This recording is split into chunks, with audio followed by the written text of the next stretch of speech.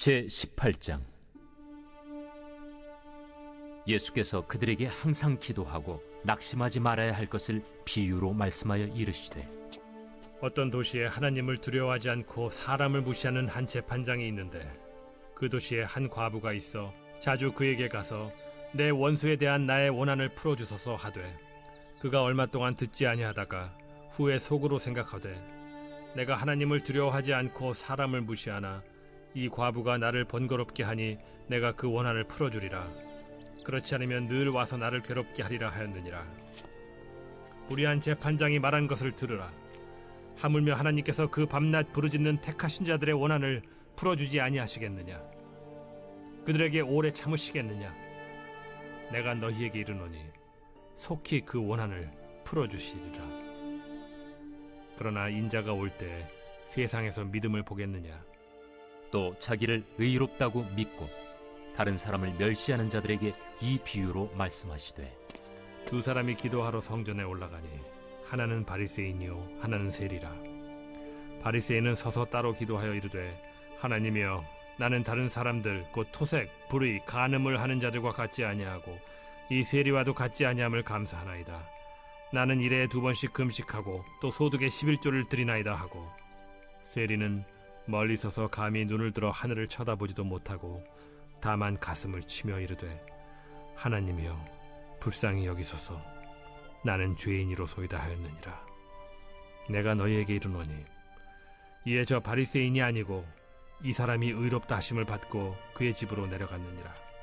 무릇 자기를 높이는 자는 낮아지고 자기를 낮추는 자는 높아지리라.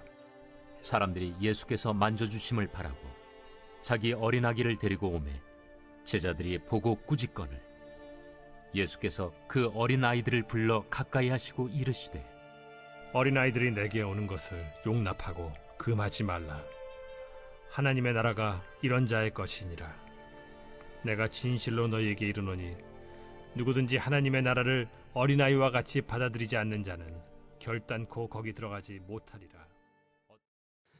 누가복음 18장에 기록되어져 있는 한 과부가 드린 강청의 기도는 우리에게 기도의 좋은 모델로 많이 소개되어져서 잘 알고 있는 내용입니다. 하나님 앞에 밤낮 부르짖고 애통함으로 나아가 간구할 때 하나님께서 우리의 강청하는 기도, 그 간절히 부르짖고 애통하는 기도를 응답하신다라고 하는 것은 우리가 익히 알고 있는 사실입니다.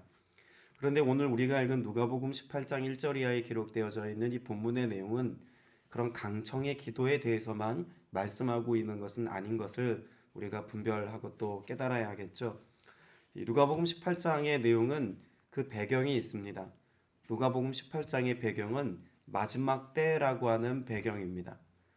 이미 17장에서부터 끊임없이 마지막 때에 관한 말씀을 말씀하고 있죠. 그 마지막 때에 어떤 삶을 살아갈 것인지를 마치 우리에게 예고편처럼 보여주고 가르쳐주는 내용을 담고 있다는 것입니다. 특별히 그 내용을 더 명확하게 알 수 있는 말씀의 구절이 어디 있을까요? 8절에 보면 그렇게 말씀하고 있죠. 내가 너희에게 말한다.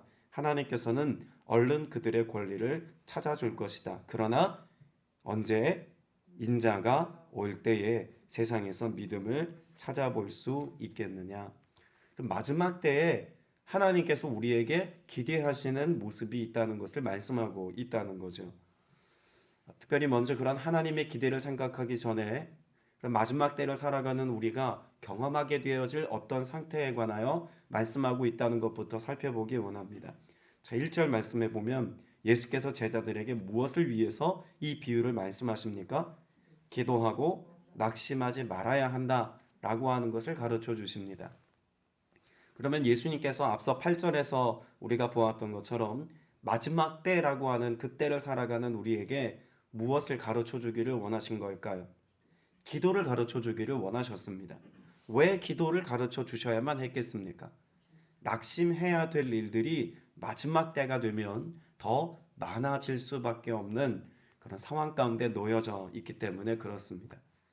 우린 낙심의 문제와 늘 더불어 살아간다고 해도 과언이 아니겠죠. 사람 때문에 낙심하고 또 환경 때문에도 낙심하고 내 주변에서 벌어지는 수많은 일들이 수많은 환경과 사람들이 우리의 마음을 낙심하게 하고 또 낙담하게 합니다. 그런데 그 낙심의 문제를 그저 우리의 감정적인 원한의 마음으로 품고 살아가는 정도가 아니라, 불평과 원망의 마음을 가지고 살아가는 정도로만이 아니라, 이 낙심된 마음을 어떻게 해야 한다는 것입니까? 하나님께 가지고 나아가는 삶의 태도가 있어야 한다는 이야기입니다. 단지 하나님 앞에 막 부르짖고 기도하고 애통하면 하나님께서 모든 것을 다 들어주신다의 말씀만이 아니라, 마지막 때를 살아가는 우리가 애통하고 낙심하는 문제를 하나님 앞에 가지고 나아갈 때 그 하나님 앞에 가지고 나온 삶의 문제는 하나님이 해결해 주신다라는 메시지를 받을 수 있어야 한다는 것입니다.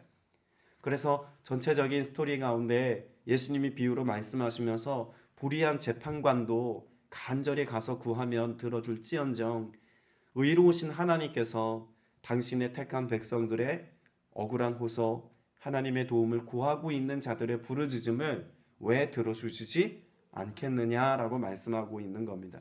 그러니까 강청이라고 하는 상황적인 것보다 우리의 삶에서 낙심하고 있는 삶의 문제를 하나님께 가지고 나아가면 하나님께서는 반드시 그 마지막 때의 믿음의 삶을 사는 동안 낙심한 문제에 관하여 해결해 주신다는 메시지가 사실 더 중요한 메시지라는 것입니다. 그리고 또 한 가지 살펴볼 것은, 그렇게 하나님 앞에 나아가는 자들에게서 하나님이 찾으시는 것이 있습니다. 그럼 이 말씀을 자꾸 오해하면, 그저 하나님 앞에 많이 부르짖기만 하면, 하나님 앞에 간절함으로만 나아가면 하나님이 들어주신다, 이런 메시지로 받으면 안 됩니다. 강청이라는 삶의 태도가 필요하지만 결국 하나님께서 원하시는 것, 예수 그리스도께서 우리에게 가르쳐 주시는 하나님 앞에 나아가는 자들, 우리의 낙심의 문제를 가지고 하나님 앞에 나아가는 자들에게 필요한 것은 강청보다는 무엇입니까? 믿음입니다. 하나님 앞에 나아가는 자들이 내 낙심된 삶의 문제를 하나님께 가지고 나아갔을 때 이 문제에 관하여 하나님이 반드시 해결하신다, 하나님이 이 모든 삶의 억울하고 힘겨운 삶의 여정, 믿음으로 사는 삶 속에 내가 믿음으로 살기 때문에 선택한 삶의 어려움과 낙심의 문제는 하나님이 책임져 주시고 하나님이 보상해 주시고 하나님이 돌보신다는 믿음을 가지고 나아가는 것이 하나님이 보시기에 의로운 삶의 모습이라고 가르쳐 주고 있는 것이죠. 시편 말씀에 보면 하나님께서 항상 의로운 자들의 의로운 일을 좋아하신다는 말씀이 있습니다. 시편 11편 7절에 여호와는 의로우사 의로운 일을 좋아하시나니 정직한 자는 그의 얼굴을 배우리이다. 여러분, 시편 말씀에도 보면 여호와는 의로우신 하나님이셔서 그 의로운 자들을, 또한 그 의로운 자들이 행하는 그 의로운 행위들을 하나님 기뻐하시고 좋아하신대요. 그런데 그렇게 하나님께서 의롭다 여기는 자들에게 주어지는 삶의 결과가 뭐라고 말씀하고 있다고요? 여호와의 얼굴을 배우리다입니다. 그러면 하나님께서는 결과적으로 의로운 자들에게 함께 하기를 원하신다는 사실을 시편 기자도 말씀하고 있다고 우리가 볼 수 있지 않겠습니까? 여러분, 하나님 앞에 나아가는 자들의 삶의 태도, 그것이 믿음인 것을 삶으로 잘 보여주신 분은 바로 예수 그리스도십니다. 뒤에 나오는 그런 재판관에 관한 내용도 그런 맥락에서 이해할 부분이 있죠. 바리새파 사람이 하나님 앞에 서서 기도하고 있는 그 기도자의 모습을 보면 스스로 의롭다 여기고, 그래서 하나님 앞에 자신의 자랑할 만한 것들을 열거하면서 기도하지 않습니까? 그런데 하나님께서는 도리어 세리의 그런 의로움을 인정해 주시는 내용이 9절부터 14절까지 내용에 기록되어져 있습니다. 왜 예수님의 모습 속에서 의로움의 모습이 잘 드러났다고 말해야만 하는가? 로마서 5장 18절 말씀에 보면 예수님의 사역과 예수님의 이루신 일을 이렇게 말씀하고 있습니다. 그런즉 한 범죄로 많은 사람이 정죄에 이른 것 같이 한 의로운 행위로 말미암아 많은 사람이 의롭다 하심을 받아 생명에 이르렀느니라라고 말씀합니다. 자, 우리가 의로움을 입고 생명에 이를 수 있게 되어진 것, 예수 그리스도의 무엇 때문이라고 말씀하고 있습니까? 한 의로운 행위입니다. 그럼 예수님이 행하신 한 의로운 행위란 무엇일까요? 하나님이신 그분이 육신을 입고 죄가 되어서 십자가에 달려 죽으신 것입니다. 여러분 이것을 한 단어로 바꾸면 뭐라고 말할 수 있을까요? 겸손 혹은 낮아짐입니다. 여호와 앞에 겸손한 삶, 하나님의 말씀 앞에 스스로 낮아진 자리를 선택하신 예수 그리스도. 예수님조차도 하나님의 뜻을 이루기 위하여서 십자가라는 낮아짐의 자리를 선택하셨습니다. 죄와 상관없으신 그분이 우리의 죄를 대속하시기 위하여 죄인의 자리를 선택하셨습니다. 죄가 되어 죽으셨다는 이야기입니다. 여러분, 예수 그리스도께서 낮아짐으로 의로움을 이루어 내셨다면 이 땅을 살아가고 있는 저와 여러분은 얼마나 더 하나님 앞에 낮아짐으로 나아가야 하겠습니까? 오늘 불의한 재판관 앞에 서 있는 한 여인의 모습도 그렇고 세리의 모습도 그렇고 하나님 앞에 다 어떤 모습입니까? 나의 힘으로는 내 삶의 문제를 해결할 수 없습니다.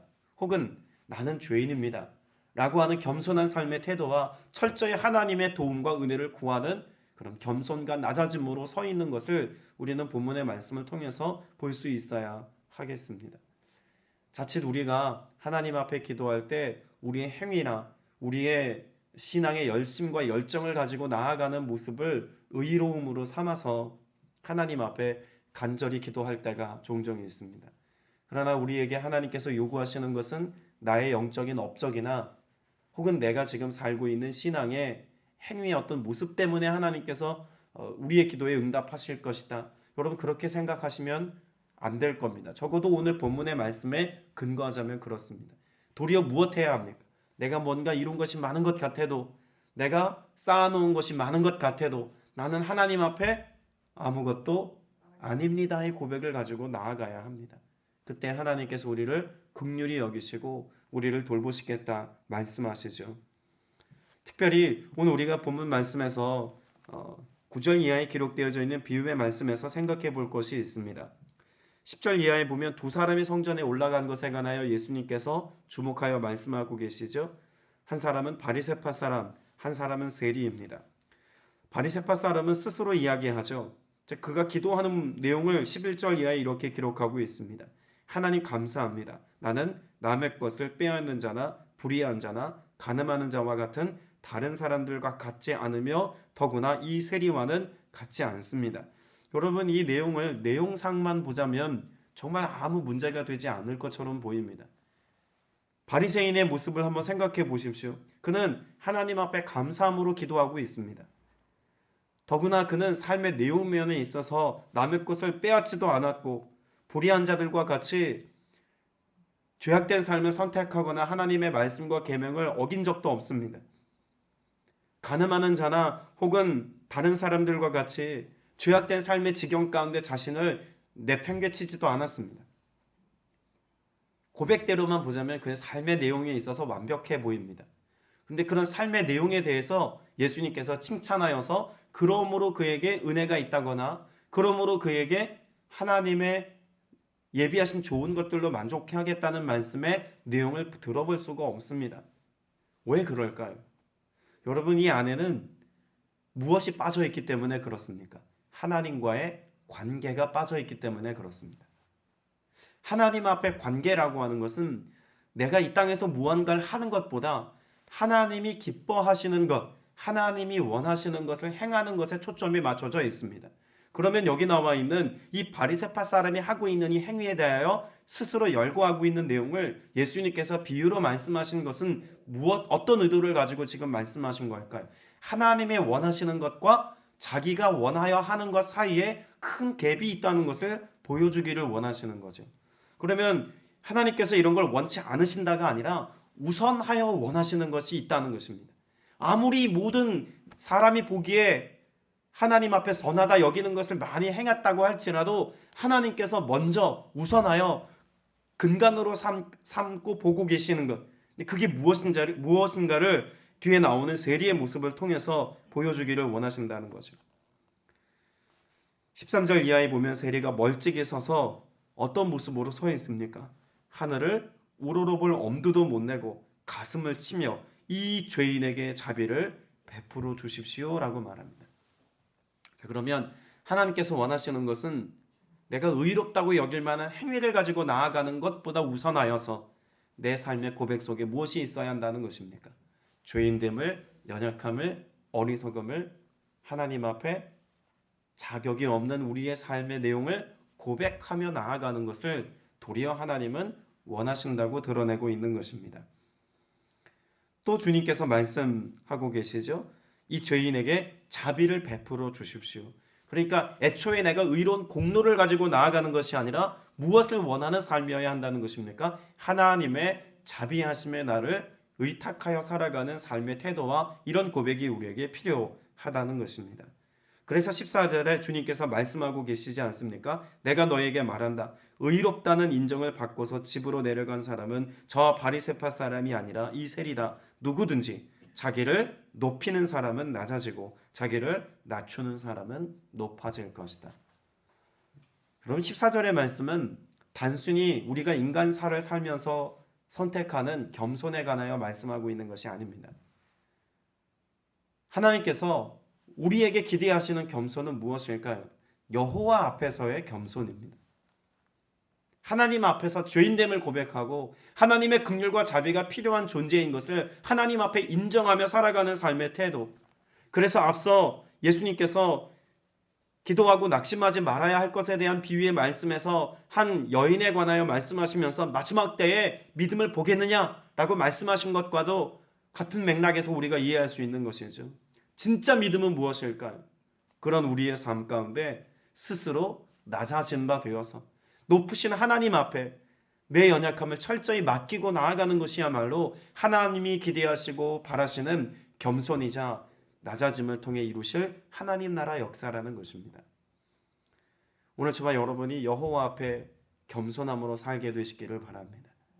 하나님 앞에 여러분의 삶의 연약함을 내어놓고 고백하기를 부끄러워하지 않기를 바랍니다. 도리어 우리의 삶에 소망이 다 끊어진 것 같은 그때에도, 우리의 삶에 그 어떤 희망의 근거가 남아있지 않은 것 같은 그때에도 내가 겸손히 하나님 앞에 나아가 그 도움을 구하며 은혜를 구하면 하나님께서는 우리의 약함을 보지 않으시고 우리의 부족하고 상처 입고 쓰러진 모습을 보지 않으시고 손 내밀어 주님의 도움을 구하는 우리의 손을 붙잡아 주시고 우리의 삶을 책임져 주시는 은혜 가운데 있게 해 주실 줄로 믿습니다.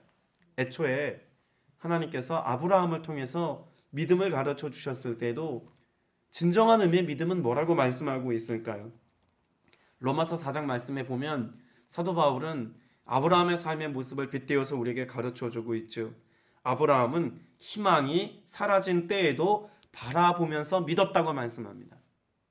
로마서 4장 18절에 기록되어져 있는 그가 바라며 믿었다라고 하는 것 앞서 어떤 존재가 있다고요? 아브라함의 어떤 삶의 때에도 희망이 사라진 때에도. 그런 희망이 사라진 그때는 믿기 어려운 때입니다. 하나님의 도움을 구하기조차 어려워진 때입니다. 왜냐하면 이미 아브라함은 하나님의 무엇을 받은 상태였을까요? 약속을 받은 상태였습니다. 하나님의 약속을 받은 그의 삶 가운데 오랜 시간 동안 이 약속이 무엇되지 않았습니까? 이루어지지 않았습니다. 성취되지 않았습니다. 그럼에도 불구하고 그가 하나님의 의로우심 앞에 자신의 삶을 맡기고 끝까지 뭐 했을까요? 신뢰하며 기다리며 믿었습니다. 그것을 하나님이 뭐라고 보셨다는 걸까요? 그의 의로움으로 여겼다는 것입니다. 그래서 로마서 4장 이어지는 18절 후반부의 말씀에 보면 그는 나이가 100세가 되어서 자기 몸이 이미 죽은 것이나 다름없고 또한 사라의 태도 죽은 것이나 다름이 없는 줄 알면서도 그의 믿음이 약해지지 않았다고 말합니다. 우리는 앞서 보았던 1절의 말씀에서와 같이 낙심할 만한 어떤 상황이 되면 제일 먼저 믿음의 영역을 쉽게 포기해버리고 맙니다.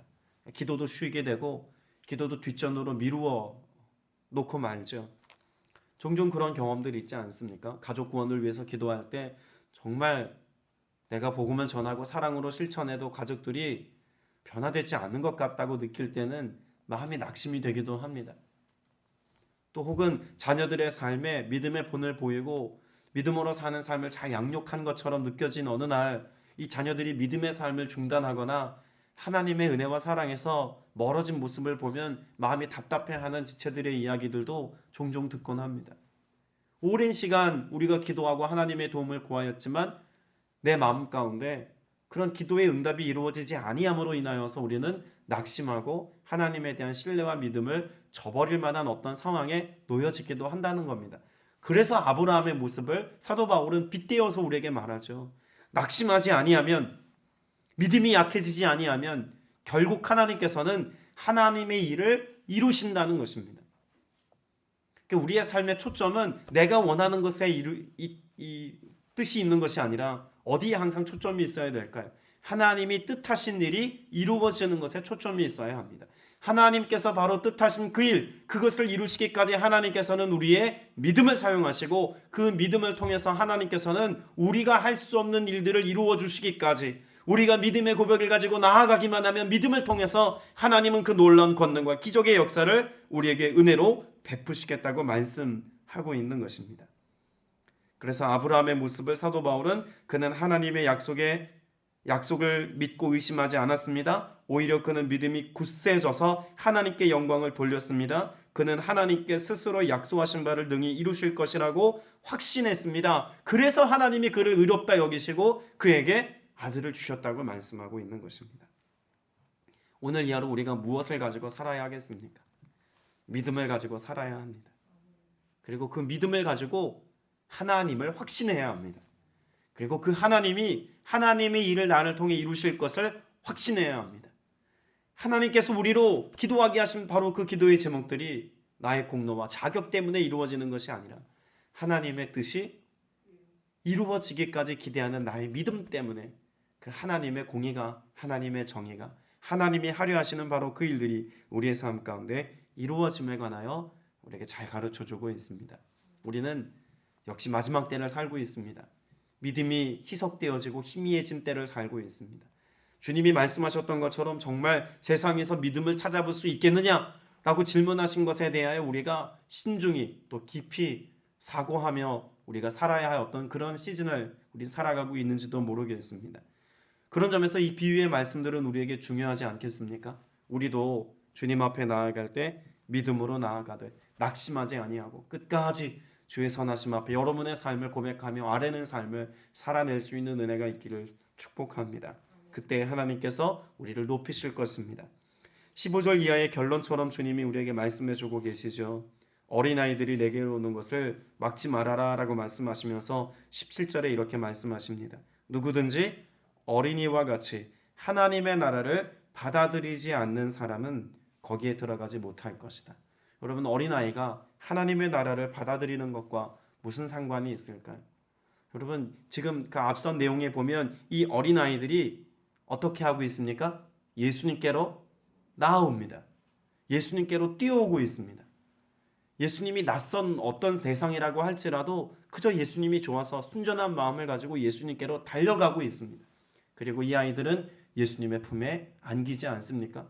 그 누군가의 품에 안기기까지 이 어린아이들이 뭔가 대단한 조건이나 혹은 대단한 기대를 가지고 나아가는 게 아닙니다. 예수님 품에 안기기까지 그저 안아주심을 기대할 뿐입니다. 오늘 저와 여러분이 주님 앞에 나아갈 때의 믿음, 여러분, 이것은 결국 어린아이들이 예수님 품에 안기는 것으로 만족하고 이것으로 충분한 것처럼 오늘 우리가 주님 앞에 나아갈 때 그저 주님과 함께 있음으로 인하여 충분합니다 라는 믿음의 고백을 가지고 주님 앞에 나아가기를 주님께서는 우리에게 말씀하고 계신다고 볼 수 있죠. 오늘 저와 여러분 모두가 그렇게 주님 앞에 나아갈 때 예수 그리스도를 나의 주로 받아들이고 예수님으로 충분합니다, 내가 낙심하지 아니하고 주님 앞에 나와 주님과 함께 할 때 주님께서 내 모든 연약한 것과 내 모든 슬픔과 탄식의 문제 해결해 주실 것입니다 라고 하는 소망을 가지고 기도하셔서 이 아침에 그 소망의 주님이 우리에게 이루어 놓으신 응답의 열매들을 풍성히 누리는 저와 여러분 다 되시기를 주님의 이름으로 축복합니다. 기도드리겠습니다. 은혜가 풍성하신 아버지 하나님, 약한 자들을 들어 강하게 하시고 세상에서 하나님 나라의 역사를 이루어 살아갈 수 있도록 우리에게 은혜 위 은혜를 더하시니 감사드립니다. 주님 앞에 우리가 드릴 수 있는 것, 그것은 그저 믿음의 고백뿐인 것을 이 시간 주님 앞에 내어놓습니다. 주님, 우리의 믿음의 고백을 사용하여 주옵소서. 주님을 신뢰하는 믿음을 사용하여 주옵소서. 주님만 의지하고 바라보고 따라가는 우리의 신앙의 태도를 주님께서 기쁘게 보시고 그것을 의롭다 여겨 주시어서 나를 통해서 이루실 하나님 나라의 선한 능력이 오늘 또 우리의 삶 속에 경험되게 하여 주시옵소서. 우리의 믿음의 기반을 흔들어 놓으려 하며 세상의 마음을 빼앗으려고 하며 죄악던 것에 시선을 돌리게 만들려 하는 그 모든 악한 시도들이 멸하여지게 하여 주시옵시며 복음의 능력을 가지고 여호와의 선하심과 주의 인자하심과 자비하심에 나를 맡기며 오직 믿음으로 주님의 말씀을 쫓아 살아가는 신실한 주의 종들 다 되게 하여 주옵소서. 오늘 이 아침에 주의 얼굴을 구합니다. 주님과 함께 있기를 원합니다. 함께한 자들의 손을 붙잡아 주시고 그 모든 낙심과 절망과 탄식의 문제로부터 건져낸 바 되어서 주의 행하신 일들을 자랑하며 고백하며 증언하며 선포하는 하나님 나라의 선한 일꾼들 되게 하여 주시옵소서. 우리의 간구에 응답해 주심을 믿사옵고 살아계신 우리 구주 예수 그리스도 이름으로 간절히 기도드렸사옵나이다. 아멘.